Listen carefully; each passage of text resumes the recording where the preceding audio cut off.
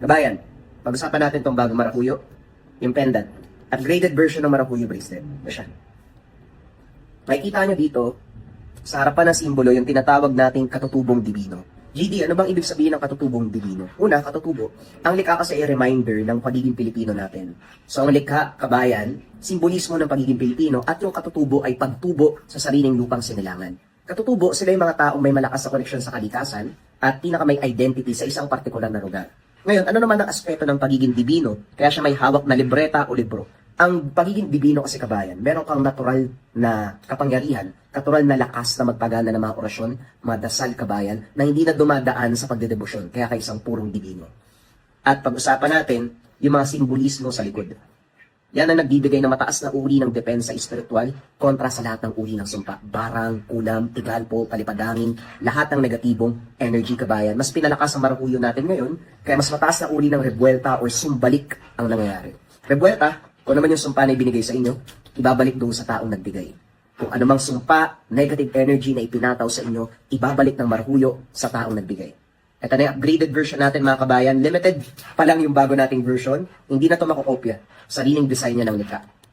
So check nyo na lang kabayan. Habol na hanggat merong stocks. Maraming salamat.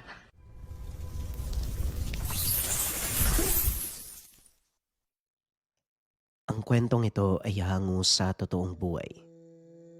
Mula ito sa isa nating kabayan na itago na lamang natin sa pangalang Larry. Walang eksaktong taon, probinsya ng Antique.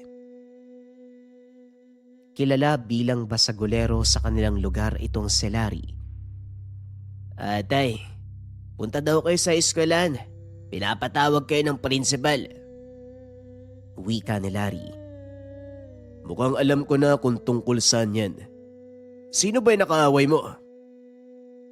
Tugon ng kanyang ama na si Manny. Mga loko sa paaralan, tay. Umiiwas naman ako kaso wala eh. Napilitan akong lumaban. Hindi yan mangyayari kung hindi ka basagulero. Hindi ko nga malaman kung saan mo minana yan eh. Hindi naman ako ganyan nung kabataan ko, lalo na ang nanay mo. Napakabait na tao nun eh. Gaya nga ng sinabi ko sa inyo, tay. Wala naman talaga akong kasalanan eh. Napilitan lang akong lumaban para ipagtanggol yung sarili ko. Ang gagawin ko, hayaan ko silang gulpin ako. Hindi naman sa ganun, Larry. May pagkakataon na dapat mo ipagtanggol ang iyong sarili, pero dapat nasa tamang lugar at pagkakataon. Sa palagay ko tay tama naman po yung pagkakataon. Kasi gugulpi na ako ng mga yun eh. Mali nga lang ang lugar. Dahil sa loob pa ng paaralan, tinambangan nila ako eh. Ang mabuti pa lumipat ka na ng paaralan. Po, bakit naman tay? Magtatanong ka pa kung bakit. Tignan mo ang nangyayari sa'yo. Ikaw na din ang nagsabi, hindi ba? Hindi ka titigilan ng mga kaaway mo hanggat hindi ka nila nakikitang gumagapang. Pero tay, kung lilipat niyo ako ng paaralan, panibagong pakikisama na naman. Marami na ako naging kaibigan dito sa paaralan ngayon eh. Mga kaibigang walang maidudulot na kabutihan para sa'yo. Inaalala lang kita anak. At isa ba, hindi naman siguro panibagong pakikisama ang gagawin mo dahil doon ka naman mag-aaral sa lolo Teban mo. Hindi ba, doon ka rin nag-aral ng elementarya. Paniguradong kilala mo ang ilan sa mga magiging kaklase mo. Teka, pero tay, wala nang pero Larry. Bukas sa bukas, tatawagan ko ang lolo mo. Ipapalipat na kita ng paaralan. Hindi to para magdiskusyon pa, Larry. Napabuntong hininga ang binata. Dahil alam nito, hindi na mababago ang pasya ng ama. Lalo lang lalala ang sitwasyon kung patuloy siyang mangangatwiran. Matapos kausapin ni Mang Manny ang guro ng binata, tinawagan naman ito ang kanyang ama. Pumayag ang matanda na doon manatili si Larry. Hindi na ba talaga magbabago ang pasya mo, tay? Hindi na. Nakausap ko na din ang lolo mo at pumayag siyang doon ka mag-aral. Ihanda mo na mga gamit mo. Ihatid kita doon sa susunod na linggo. Kagaya ng sinabi ni Mang Manny, hinatid nito ang binata sa bahay ng amang si Mang Teban. Hindi naman kalayuan. 3 bayan lang ito mula sa kanilang tirahan. may lupa at bahay malapit sa mismong tahanan ni Mang Teban. Oh, mabuti naman at nandito na kayo. Sakto lang ang dating niyong mag-ama. Nakapagluto na ang kasambahay ng pananghalian. Tumuloy na kayo sa loob nang makakain na. Wika ng matanda. Sinalubong sila nito. Habang papasok sa mismong gate ng bahay, masasabing marangya ang pamumuhay nila Larry dahil nagmamay-ari ng malawak na taniman ng saging si Mang Teban at si Mang Manny naman may malaking tindahan ng mga kagamitan pang agrikultura. Maliban dito, nagmamay-ari din sila ng ilang malaking gilingan ng palay sa bayan. Dalawa lang silang magkakapatid. Ang nakababatang si Arnel ay lumaki sa pangangalaga ni Mang Teban. Simula pagkabata doon na ito tumira. Nasaan po pala si Arnel? Nasa paaralan ng kapatid mo. Mamaya pa ang uwi nun. O siya, tapusin mo na ang pagkain nang makapagpahinga ka. Matapos kumain, pumasok sa silid si Larry upang magpahinga. Hindi na malaya ng binata na nakaidlip na ito. Hapon na nang magising. Nagulat na lang ito nang biglang kumalabog ang pintuan. Dali-daling bumalikwas sa higaan si Larry upang tignan kung sino ang may gawa ng ingay. O kuya, nandito pala kayo ni tatay, ano nangyari? Napadalaw kayo? Tanong ni Arnel. Pwede ba Arnel? Huwag mo munang itanong sa akin yan. Ikaw, kumusta ka dito? Ayos lang naman kuya. Gaya mo, nasa kolehiyo na din ako. Mabuti naman kung ganon. Ako, puro simula lang sa kolehiyo eh. Wala akong kursong natatapos. Panay ako lipat ng paaralan. Nabalitaan ko nga din yan kay tatay. Pero teka, bakit nga ba kayo nandito? Eto, lilipat na naman ako ng paaralan. May mga nakabangga kasi akong grupo doon sa atin eh. Mga may pera, kaya iniwas na lang ako ni tatay. Simula pa man dati, mahilig ka na talaga sa basag ulo. Kaya ang dami mong kaaway eh. Ewan ko ba bakit parang lagi na lang ganun.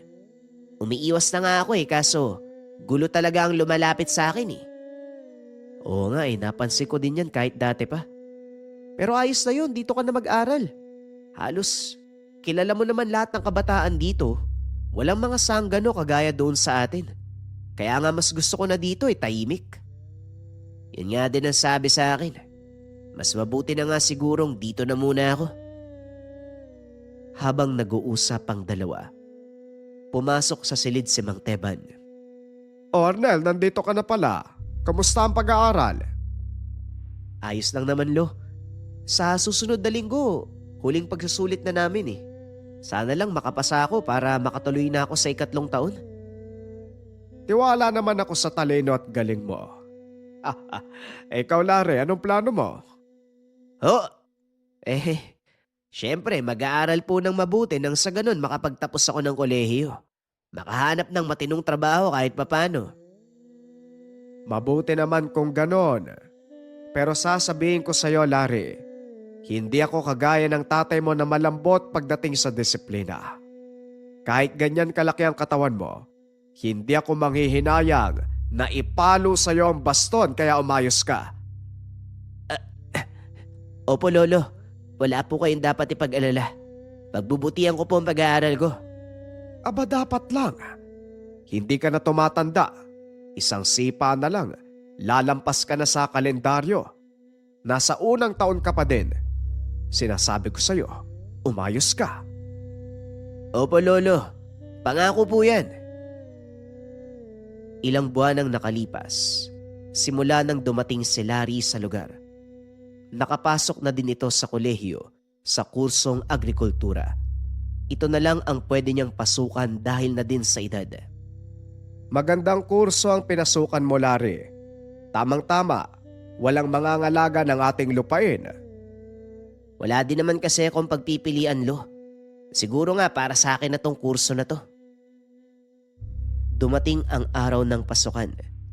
Medyo balisa si Larry dahil hindi ito sanay na makisalamuha sa mga mas bata sa kanya. Nakaupo sa isang sulok ng silid si Larry habang pinagmamasdan ang mga kaklasing nagkakagulo. Nang biglang pumasok ang isang lalaking nakaitim na damit. Mahaba ang buhok, may mga suot na kwintas. Inakala ng binatang isa din ito sa mga mag-aaral at halos kasing edad lang niya ito. Kaya kahit papano nabuhayan ng loob si Larry dahil may kaedaran na siyang kaklase. Ngunit laking gulat ng binata nang bigla itong magsalita. Tinapik ng malakas ang mesa. Tumahimik ang lahat. Naupo sa kani-kanilang upuan. Magandang umaga sa inyong lahat. Ang pangalan ko ay Lemuel. Ako ang magiging gurong tagapayo nyo sa taong ito. Pagpapakilala ng lalaki. Hindi lubos maisip ni Larry na guru pala ang lalaking iyon. Wala ito sa itsura niya. Ang ibang guro ay naka-uniforme, samantalang ang isang ito ay parang tambay lang sa kanto. Habang nagkaklase ang lalaki, nakapako ang tingin ni Larry sa kanya. Napansin naman ito ng guro, kaya kagad niyang pinuna ang binata. Ikaw, Ginoo, anong pangalan mo? Napansin ko parang tutok na tutok ka sa akin. May sasabihin ka ba? Wala naman ho. Hindi lang ako makapaniwala na halos magkaedad lang tayo, sir. Ganun ba? Pwes, pwede ba kitang asahan sa mga kaklase mo? Ikaw na yata ang pinakamatanda dito. Kaya dapat lang na umasa ako sa'yo. Hindi naman po kasi ako matalino. Hindi lang naman talino ang batayan sa kurso. Diskarte at tiyaga ang puhunan dito. Teka, ano nga uli ang pangalan mo? Larry po, sir. Apo po ni Mang Teban na tagalibis. Kilala ko lolo mo. Mamaya na natin pag-usapan yan. Sa ngayon, ituon mo muna ang pansin sa klase. Napangiti si Larry dahil hindi ito inaasahang mapupuna ng guro ang kanyang ginawang pagtitig. Pagsapit ng hapon habang papauwi, hinarang ito ng guro. Larry ang pangalan mo, di ba? Oh, sir. Bakit po? Gusto ko makita ang lolo mo. Pwede mo ba akong isama sa inyo? Wala akong problema. Tara, sir. Habang nasa daan, hindi maiwasan ng binata na tanungin ng guro. Nga pala, sir. Ano pong relasyon mo kay lolo? Bakit mo siya kilala? Malalaman mo din mamaya. Sa ngayon, maglakad ka na lang ng mabilis. May nakasunod sa atin. Akmang lilingon sana ang binata nang bigla itong hawakan ng guro sa pisngi. Iniba ang direksyon ng tingin. Gusto ko lang makita kung sino yung nakasunod sa atin. Ano bang meron? Basta sundin mo lang ang sinasabi ko. Hindi tao ang nakasunod sa atin at ako ang pakay nila. Sa isip ni Larry, nasisiraan na ng bait ang lalaki dahil kung ano-ano ang sinasabi. Ngunit nang mawala ang atensyon sa kanya ng guro, lumingon ito. Nanlaki ang mga mata dahil dalawang malaking lalaki ang nakasunod sa kanila. Parehong may hawak na patalim. Dito na nagsimulang kabahan si Larry. Biglang bumilis ang paglalakad. Oh, ano problema? Bakit ka nagmamadali? Mamaya ka na magtanong, tara na. Malapit na yung bahay. Ilang sandali pa. Narating nila ang tahanan ni Mang Teban. Nakita ng binata na nakaupo ang matanda sa atangan habang hawak ang itak. Lemuel, bakit mo hinayaang sundan ka ng mga yan dito? Patawad, maestro. Hindi ko nagawang makipaglaban kanina dahil kasama ko ang apo nyo. Ha? Maestro? Oo, tama ang narinig mo. Maestro ko ang lolo mo. Paano nangyari yun? Guro din kayo, lo? Mamaya ko na ipapaliwanag. Sa ngayon ang mabuti pa pumasok ka na. Kami na ang bahala sa mga ito. Sino po ba yung mga yun, lo? Hindi sino, kundi ano. Mga aswang sila, Larry. Maniwala ka o hindi, totoo ang mga aswang kaya pumasok ka na kung ayaw mong madamay. Dali-daling pumasok sa bahay si Larry. Pinagmasdan ang gagawin ng dalawa. Nilapitan ng mga ito ang kalalakian. Walang pagdadalawang isip na sinugod. Nagulat si Larry sa taglay na bilis ng matanda at kakaibang lakas ng kanyang guro. Ang lakas ng loob niyong sumugod sa teritoryo ko. Hinatid niyo lang ang mga sarili niyo sa hukay. Nandito lang kami para balaan ka sa susunod na magaganap tandang Teban. Wala kaming balak makipaglaban. Anong ibig mong sabihin? Si Dario, ang taong inakala niyong napatay mo sa laban ay buhay pa. Nagbalik ng pagiganti. Kung kanina niyo pa sinabi yan, edi sana hindi na tayo umabot sa ganito. Hindi na sana kayo nasaktan. Nauunawaan namin na pinoprotektahan niyo lang ang mga sarili, kaya wala kang dapat ipag-alala. Ngunit tandang Teban, huwag mo sanang baliwalain ang mga sinabi ko. Matapos magsalita ng dalawang aswang, mabilis itong naglaho sa masukal na damuhan sa tabi ng bahay ni Mang Teban. Dali-daling bumaba si Larry para itanong kung ano ang nangyari. Kumusta? Bakit hinayaan niyo makatakas sa mga aswang? Hindi sila makaaway, Larry. Nandito lang sila upang magbigay ng babala sa lolo mo. Narinig ko nga may binanggit silang pangalan ng tao. Sino nga uli yun? Si Dario. Isang batikang mambabarang na natalo ng lolo mo nung kalakasan pa niya. Inakala naming patay na ang taong yon pero nagkamali kami. Yung dalawang aswang, bakit nila kayo tinutulungan? Sabihin na lang natin na may utang na loob ang dalawang yon sa amin. Teka, Lemuel, bakit ka nga pala nandito? May problema na naman ba ang apo ko? Wala naman, maestro. Sinamahan ko lang siya pa uwi dahil gusto kitang makita. Ganun ba? Salamat kung ganon. Pakibantayan mo nga ang taong yan. Puro kalokohan ang laman ng isipan. Si Lolo naman ginawa pa akong bata. Bakit hindi ba? Lagi kang nasasangkot sa gulo. Hindi ba gawain ng bata yan? Huwag ka mag-alala, maestro. Ako na pong bahala kay Larry. Simula ng araw na yun, palagi nang magkasama sina Larry at Lemuel.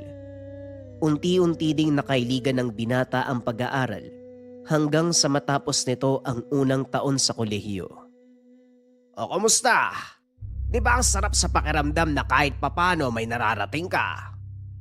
Oo nga sir, maraming salamat Kung hindi dahil sa tulong mo, baka nawalan na naman ako ng gana sa pag-aaral. Huwag kang magpasalamat. Matalino ka. Nakikita ko na magtatagumpay ka sa larangang ito. Pagbutihin mo pa, Larry. Hindi magtatagal. Makakapagtapos ka na din. Nang mga sandaling yun, naglalakad sila pauwi. Nang makasalubong nila ang isang matandang lalaki, nakatakip sa mukha nito ang mahabang puting buhok. Nakayuko din habang naglalakad. Kaya hindi makita ng dalawa ang itsura. Huminto ang matanda sa harapan nila at nagsalita. Pasensya na kayo. Pero maaari bang malaman kung saan matatagpuan ang tahanan ni Tepan? Wika nito. Akmang sasagot na sana si Larry nang biglang sumingit si Lemuel. Pasensya na po kayo Hindi po kasi kami taga rito Ganun ba? Hindi ka taga rito pero kasama mo si Tandang Teban. Nang labanan niyo ko. 2 taon na nakakaraan. Natatandaan ko pa kung saan niyo iniliping ang katawan ko. Nanlaki ang mga mata ni Lemuel nang mapagtanto na ang matandang kausap. Walang iba kung hindi ang napatay na mambabarang ng kanyang guro, si Tandang Dario. Kagad niyang itinulak si Larry palayo. Alam ni Lemuel na anumang oras, sasalakay ang matanda. Mauna ka sa tahanan. Sabihan mo si Maestro.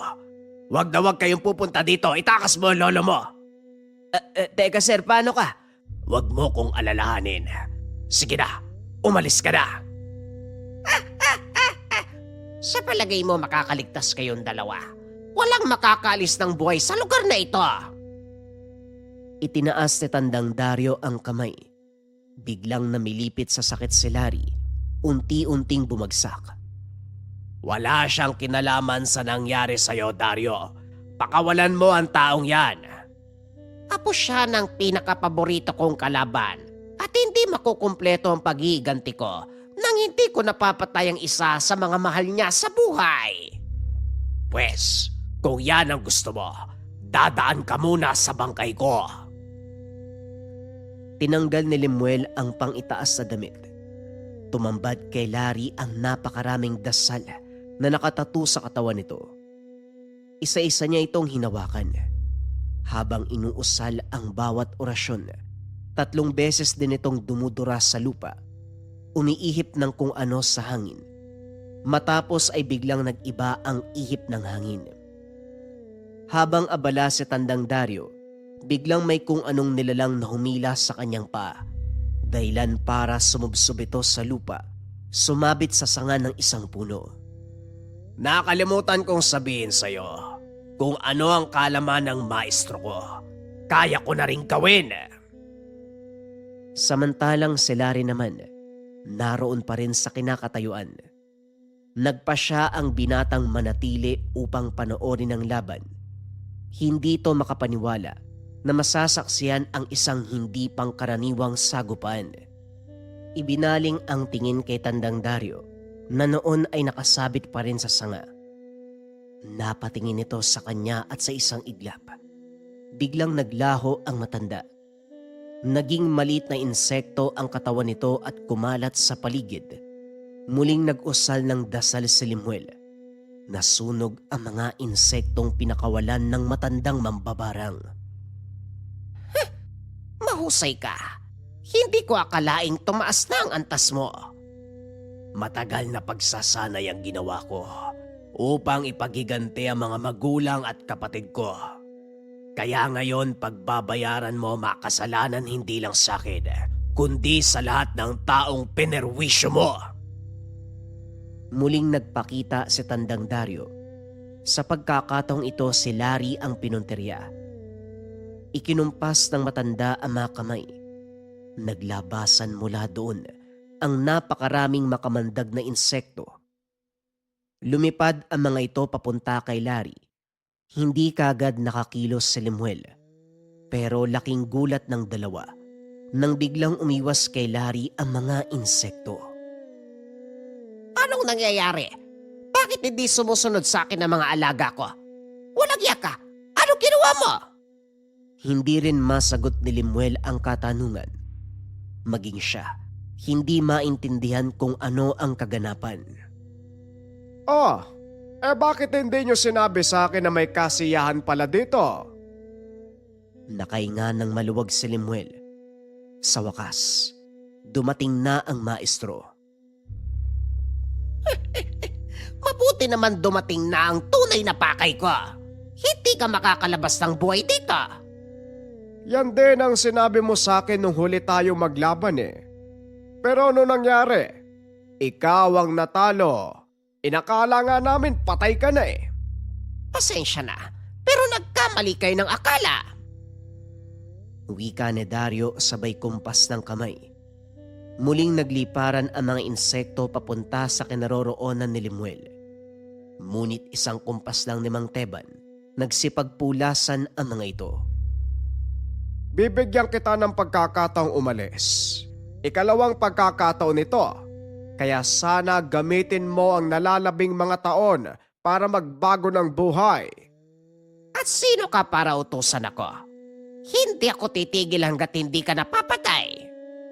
Nako, malabong mangyari yan. Dahil kung hindi ka makikinig sa sinasabi ko ngayon, hindi na kita papalampasin. Nilapitan niya si Tandang Dario na noon ay pilit kumakawala sa kung anumang nakagapos sa kanya. Anong ginawa mo sa akin? Bakit hindi ako makakilos? Wala na ring silbi ang pagpiglas mo, Dario. Hindi ka makakalis sa paggapos ng aking mag-aaral. Tanggapin mo na lang ang parusa mo. Inilapat ni Mang Teban ang kamay nito sa noon ni Tandang Dario. Nag-usal na mga dasal. Biglang nanigas ang katawan ng mambabarang. Unti-unti, tila hinihigop palabas ng katawan ang kaluluwa. Pagbasdan mo, Larry. Ito ang nakatagong kakayahan ng Lolo Teban mo. Isa siyang malakas na manggagamot. Matagal nang nagretiro pero hindi pa rin kumukupas. Labis ang gulat ng binata na mula siya sa angkan ng mga manggagamot. Kung hindi pa ito nagpunta kay Lolo Teban, hindi niya ito makikilala ng lubusan. Ilang sandali pa, tuluyan ang nawalan ng buhay si Tandang Dario. Humupa na din ang madilim na oras sa paligid. Sir, ano pong nangyari sa mambabarang? Ipinadala ng lolo mo ang kaluluwa ni Tandang Dario sa impyerno. Wala na siya. At sa pagkakataong ito, hindi na makakabalik sa mundo ng mga buhay. Bagaman nasaksiyan ng dalawang mata, hindi pa rin makapaniwala si Larry sa mga kaganapan. Kaya naman ipinaliwanag nila Lemuel ang buong katotohanan. Dito pa lang, unti-unti nang natanggap ng binata ang kanyang angkan. Mga taong biyasa sa lihim na karunungan. Sa paglipas ng mga taon, nagawang magtapos ni Larry sa kolehiyo sa gabay at turo ni Lemuel. Pinasok nito ang mundo ng panggagamot. Naging maganda ang takbo ng pamumuhay ng binata na sa kasalukuyan nagtatrabaho sa isang ahensya ng pamahalaan. Sariwa pa rin sa isipan ni Larry ang karanasan nang minsan niyang makilala ang gurong antingero at nang minsan niyang matuklasan ang tunay na kakayahan ng kanyang lolo na antingero.